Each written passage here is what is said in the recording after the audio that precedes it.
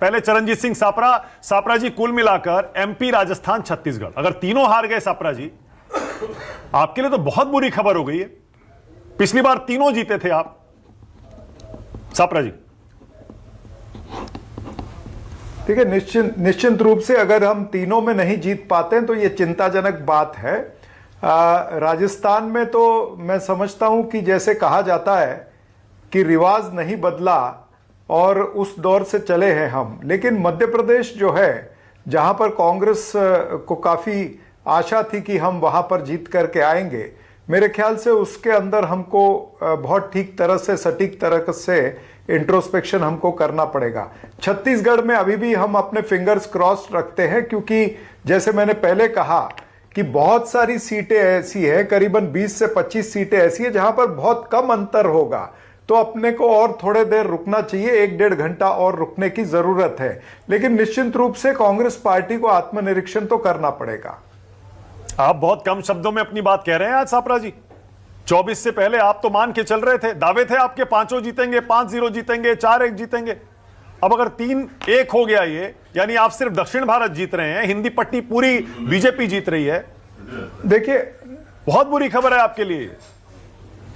नहीं, आप इस तरह का विश्लेषण कर सकते हैं कि साउथ में कांग्रेस जीत रही है और नॉर्थ के अंदर यहां पर बीजेपी जीत रही है। ये आज के समय में ये आकलन आप कर सकते हैं, लेकिन आने वाले समय के अंदर मैं आपको बताऊं, चाहे कुछ देर पहले यहां पर ओबीसी वाले मुद्दे की चर्चा हो रही थी, ओबीसी वाला मुद्दा जो है ये निश्चित रूप से आगे भी रहेगा।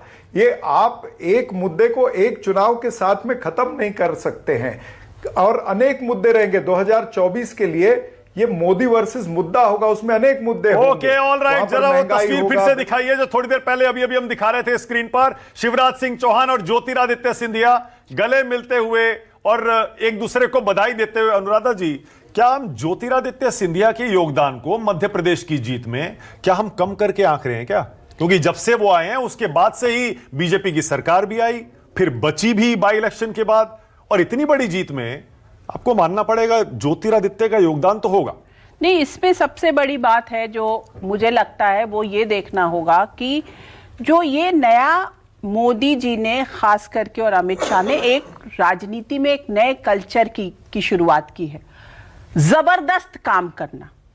आप 24 में से 48 घंटे काम करते हैं, इसको आप नहीं, और वो अपने ही काम नहीं करते, वो अपने लोगों से भी काम कराते हैं, एंड दे एक्सपेक्ट दैट कि आपको काम करना ही पड़ेगा, चाहे आप कुछ भी कर लो, आपको काम करना ही पड़ेगा। You have to work physically, mentally 24/7 for the party. तो चाहे वो ज्योतिरादित्य सिंधिया हो, चाहे वो कोई और हो, तो ज्योतिरादित्य सिंधिया का भी कंट्रीब्यूशन वहां पर है। इस तस्वीर में कुछ मायने निकालती हैं आप? ये जो वीडियो इस समय हम देख रहे हैं, मायने तोमर जी भी बैठे हैं, पर बीच में शिवराज जी और उनके बिल्कुल ठीक बगल में महाराज जी। जी देखिए, अभी ज्योतिरादित्य सिंधिया ही दिखे ना, ज्यादा बेहतर होगा महाराज जी कहने से। लेकिन क्योंकि भाई आज की डेट में तो अगर आप रिजल्ट्स देखेंगे तो महाराज तो सिर्फ एक ही है। लेकिन तो इसका मतलब वो जो पहले एक चर्चा चल रही थी ना कि अगर मामूली बहुमत हुआ तो हो सकता है ज्योतिरादित्य सिंधिया को सीएम बना दिया जाएगा, वो सारी चर्चाएं अब खत्म है ना? बिल्कुल।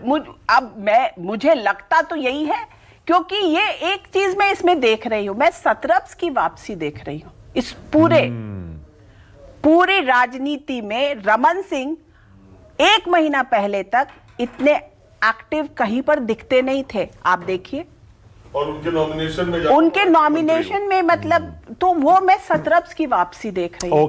Same with Vasundhara Raje ji, of course वो विजिबल नहीं रही,